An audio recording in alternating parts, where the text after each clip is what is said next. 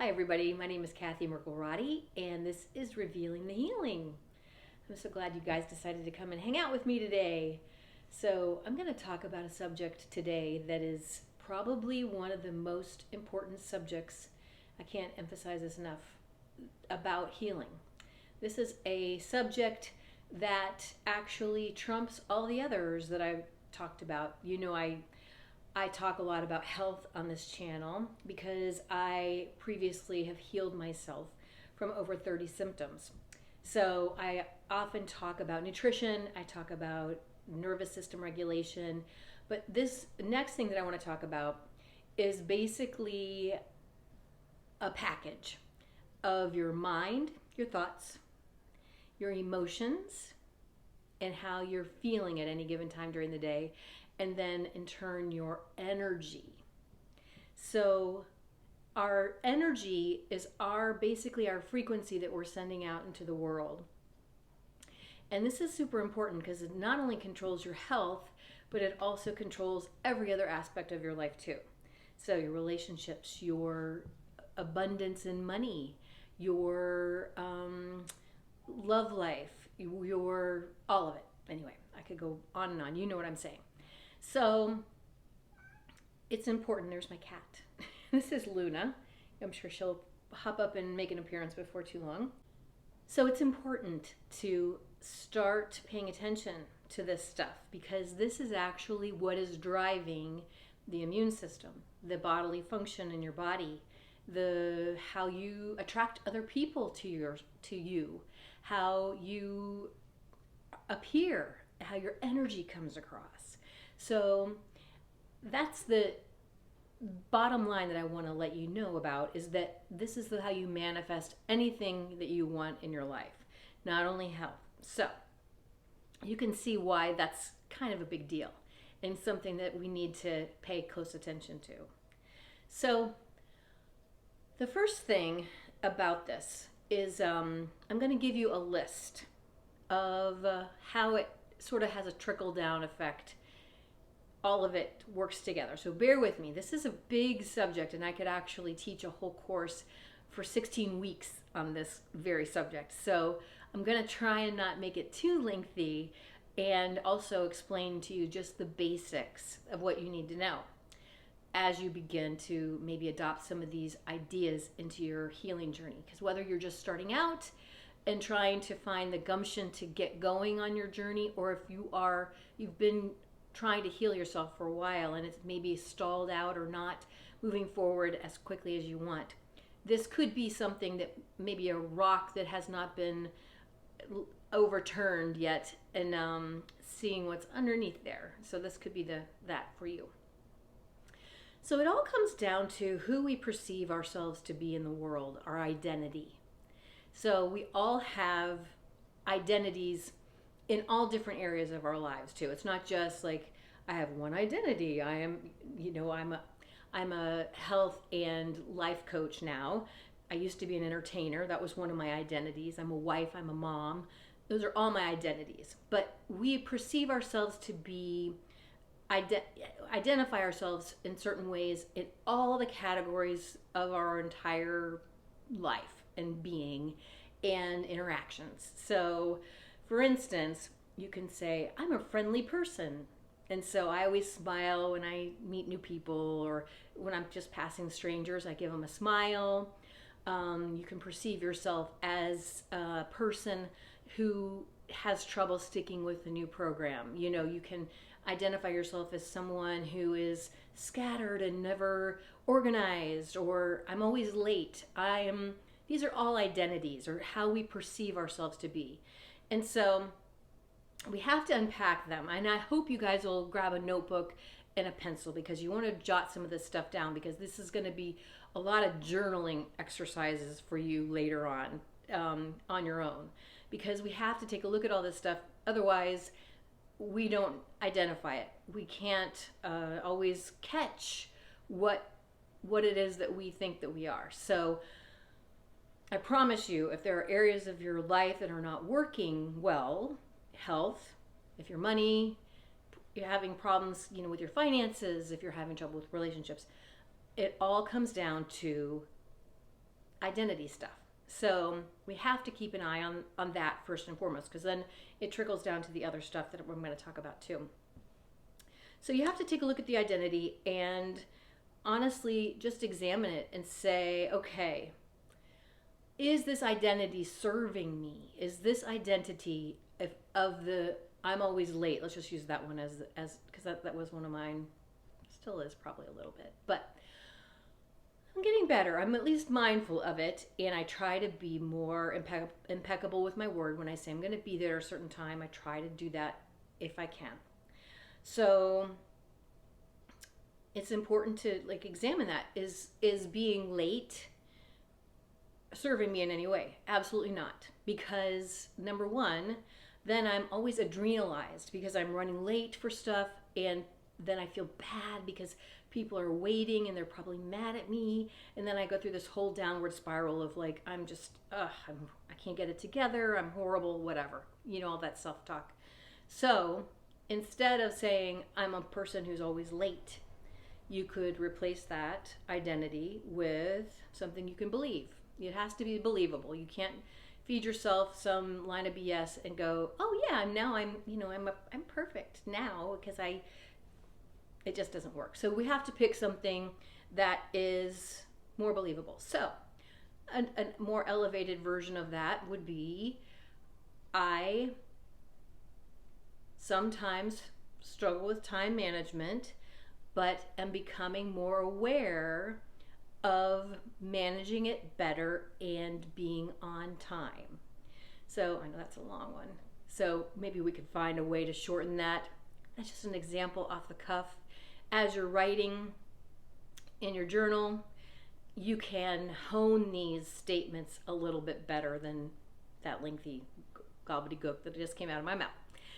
So, and it's kind of important to do that too, because these are things that you will think to yourself as you're noticing your relationship with time, or with, if you show up on time one time and you're like, see, I can do it, etc., etc. So that's something to just kind of work on, and you have to look at your identity in all the facets of your area of your life.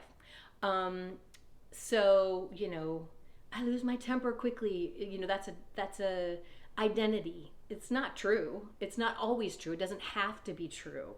And it's probably not serving you because it's impacting your relationships with other people. So similarly, the identity of, I can never stick to a new diet or a new eating program. I hate to call anything a diet, but it's kind of what it is.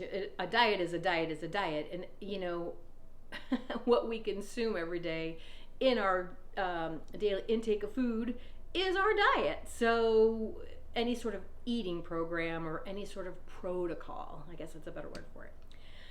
So once we kind of like understand our identity and who we perceive ourselves to be, then we have to look at our beliefs after that. So if, like, we'll go back to the lateness thing. So, and I haven't thought any of this through, so bear with me if I ramble on. So my beliefs about being late maybe are, or were, maybe some of my faulty beliefs is it doesn't really matter if I'm 5 minutes late. What's the big deal? How is that impacting? Is that like, end of the world kind of situation? No. So that could be one of my faulty beliefs. But if you look at that it's no big deal to be late, that isn't actually very respectful to the people that I'm interacting with. And also it's not respectful to me, because if I'm going to be adrenalized trying to scramble to get there if I'm running late, I'm not serving myself either. So the bottom line is I want to keep my adrenals calm. I want to always be in control and at peace as much as possible. And life is going to throw some stuff at us all the time that challenge that. I promise you, when you start trying to get into that mode, stuff is going to come up. And that's just how this whole healing thing works. As you're trying to heal an area, the universe just gives you a few challenges just to test you out, to make sure you're on the right track. So once you examine your beliefs, So how can I elevate my belief about that? So it's not a big deal turns into I'm going to honor myself at all times. And that's the highest kind of belief that you can have, because when you honor yourself, I promise you, you're honoring those around you as well. So if we can get to the point where we're honoring ourselves and not selling ourselves up the river to other people's needs, other people's desires all the time, and we're honoring what really is serving us first. It's not me first, it's me too. We have to pay attention to that. That's a big thing of, what I'm going to talk about too with this whole thing. So we have now an elevated identity that I'm a work in progress. I am mindful of my time and being more mindful of being on time. And then I have a belief that, oh yes, it does matter if I'm 5 minutes late, so I'm not going to do that anymore. And then we have rules. So in addition to our identity and to our beliefs, then we have rules about everything. And when you start paying attention to these rules, you're going to be mind blown, because we have some crazy rules, I know, for myself. So my old rule regarding time, let's just use that, keep using that as an example, would be that I want to squeeze in as much stuff to get done and be as productive as I can before I leave to go to my appointment, whatever that is. I think before maybe I put my need for productivity ahead of my need for being on time, thinking that I was actually, achieving more. So I think in my past life, I was a human doing instead of a human being, and I kind of measured my worth and my self-love according to how much I accomplished for the day. So now, instead of squeezing in so many things before I try and get out the door, if I leave a couple dishes in the sink, so be it, because it is my belief that in honoring myself and not wanting to be stressed out and adrenalized, I'm going to leave in plenty of time to get there on time, a little early maybe even, so that I can avoid that feeling for myself of being frantic. So now my new rule is I'm always going to leave 5 minutes ahead of time of when I think I need to leave. Obviously stuff comes up and there's going to be traffic jams and things that you can't control, but I'm just talking as a general rule. If I know it takes me 30 minutes, I'll leave 35 minutes ahead of time, and then that kind of translates into the new rule, which is, okay, so I have a better elevated identity, an elevated belief, an elevated rule. Now I can proceed through my day in a more calm and productive, elevated fashion. Now, granted, there's going to be stuff coming at you all day that is going to test you.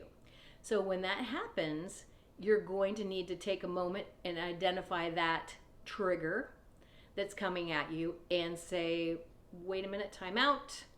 I am not letting this trigger derail me from my good, calm, peaceful feeling that I had earlier.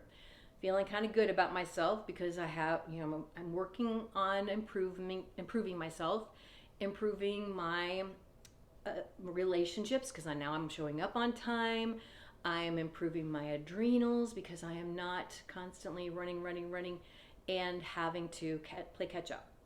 So now when the triggers come out, let's pretend, okay, here's a good one. So we're on the way to the appointment, let's say, and there's standstill traffic, and we are not going to be able to get there on time, even though we did everything in our power to do so.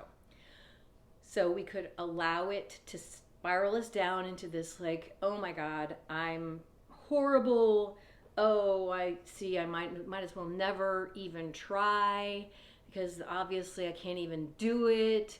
The universe is against me and all of that. those kind of thoughts come into your mind, right? So instead of that, you just say pause. Okay, there's something out of my control here. Okay, so maybe the universe is giving me a chance to jam out in my car with some cool 80s tunes or whatever you like to listen to, and just turn it around. Turn it into a moment for yourself. If you have a book on tape, well, okay, I get an extra chapter in. You make sure you reach out to whoever you're going to meet, let them know you're going to be late, and apologize and be done with it. Like, that does not have to be an all-day occurrence of horrible thoughts and I've had a terrible day and everything goes wrong, because that's the temptation, and that's how we have a tendency to be in the world. We have a tendency to negatively stack things. When one thing goes wrong, then we start thinking of all the other possibilities. Oh, there's Luna. Okay, Luna. Hi, I know, I see you. All the other things that can go wrong, and so we want to avoid that. We want to try to snap ourselves out of that tendency and recognize that those tendencies to stack negative things are actually our lizard brain in there that's trying to keep us safe. It's trying to keep us from falling into some pitfalls, because it recognizes that one thing went wrong. So, oh my gosh, so like there's a whole world of things that could go wrong in addition to that. So it's important, as we then flip the script and don't fall into that stacking of the negative, and we dance it out, sing it, whatever, listening to some great tunes in the car, then we suddenly can remember, oh yeah, I remember how when I felt when I first heard this song, or I remember a fun time with my friends when we danced to this song, or whatever. So these are all things that help you kind of manage that energetic state, because again, the energetic state that you exist in is what is determining your chemistry that's in your body, is determining how your immune system is functioning, is determining whether or not you can think clearly. Your brain, when it's in that panic, fight, or flight, which comes with the negative spin on things, your brain can't function. You can't think clearly, and you cannot make the best decisions. So all of these ideas are fantastic to be journaling. Maybe pick a topic every day, one thing that you can just identify about yourself. If you want to go through the whole list of things, your beliefs about your health and how you show up in your health, your beliefs about money. Is money the root of all evil to you? Is the money something, an energetic exchange? How do you view money? So, and identify some of the negative beliefs that maybe aren't actually helping money come to you, because if you're not willing to believe that you could have an abundance of it, then probably it's not going to be coming your way in great amounts. You have to believe first that you can. Same thing with your health. I believe I can heal myself. I believe that it is possible, and I'm going to follow through every which way that I can to reinforce that in my mind. You can do incantations. You can say every day in every way, I'm getting stronger and stronger. My body is healing. Those types of things, and say them when you're in that elevated state, when you're jamming out to the tunes, or when you're feeling great on your walk around the neighborhood or whatever. Those are all great ways to reinforce the positive, because what we want to do is we start stacking the positive things. So, at the end of the day, you could say, oh yeah, I got that extra time in my car, or that great idea came to me when we were sitting there in traffic that I wouldn't have thought of if I weren't sitting there. All of that good stuff happens when we are then in the elevated state. The good thoughts come to us, the good healing happens, and we basically begin living a different life than we did before, because just our mere perception of how the day is going, if you say, my day is crap, whatever, you're going to find all the supporting evidence for that. If you say, my day has been challenging, but I am learning great things about myself, how to overcome that, So there's always a better way we can express our our emotions and our thoughts about what is occurring, because it's that whole glass half empty or half full like mentality. And it's true, because if we look at it as half full, it's going to be full by the end of the day. We know it. If it's half empty, oh my God, I better not drink it because I might not have any more ever. I don't. There's a scarcity mentality that comes into it. So trust me when I say that this is stuff I have dealt with for myself too, because I have a history. I think I was a very optimistic person. Not very, but relatively optimistic person. But when my health went off a cliff, like my anxiety and my PTSD and all of my thoughts and everything kind of spiraled down in a pretty major way. And it was kind of important for me to learn to kind of elevate those and kind of drown out the negativity and simply focus on only the positive and the healing that my body was doing. And I would daily just listen to positive healing stories or uplifting stuff just to keep my mind elevated, because I knew if I didn't do that, I was going to go down, because I wasn't going to be having the energy and the enthusiasm about doing the things I needed to do to heal my body physically. And then also I knew instinctively that all of those negative emotions were weighing me down and also contributing to my illness. So I know when we get sick, it's sometimes hard to snap ourselves out of it. And when the physical symptoms, and I experienced this too because I had a lot of neurological symptoms. So those are not symptoms that are just sort of like occasional here and there. They are like constantly screaming at you. And so they're kind of hard to ignore sometimes. So it's super important for us especially to begin to find ways to focus our thoughts and our mind on other things than just the pain, just the spasming, just the dysfunction that's happening. So, and there's a lot of PTSD and anxiety that come along with a chronic illness. I actually have a YouTube video that I had done a couple weeks ago about anxiety and PTSD. I'll link the link to that in my show or my description. And then also I have a blog on my website about that as well. So you guys can check that out. I'll link both of those things down below. But basically minding our energy, minding our thoughts, emotions, energy, that is the bottom line to getting anything that you want in life. Health, wealth, peace, joy, all of it. Because that's what we're trying to do. We're trying to stack the joy, stack the good stuff in our lives, because I promise you we all have lots to be grateful for, lots to enjoy and think fondly about. But sometimes when other things are clamoring for our attention, our illness, our whatever, we dwell on those instead. So I just want to urge you guys, as you move through your journey, to begin writing some of this stuff down and elevating your thoughts and elevating your new beliefs and your new rules. So if you have a mind to, leave me some comments. I would love to hear what your old one was and what your new one is. And if you need help, I can, you can always just write, my old one is this, and I don't know how to reframe the new one, and I'll be happy to weigh in and maybe give you some ideas on how you can elevate it in a way that is believable. Because you can heal, your body wants to heal, and you are actually deserving of all of the abundance that the universe has to offer you. So it's time to start moving towards that and start believing it. So I hope this was fun for you. It was super fun for me.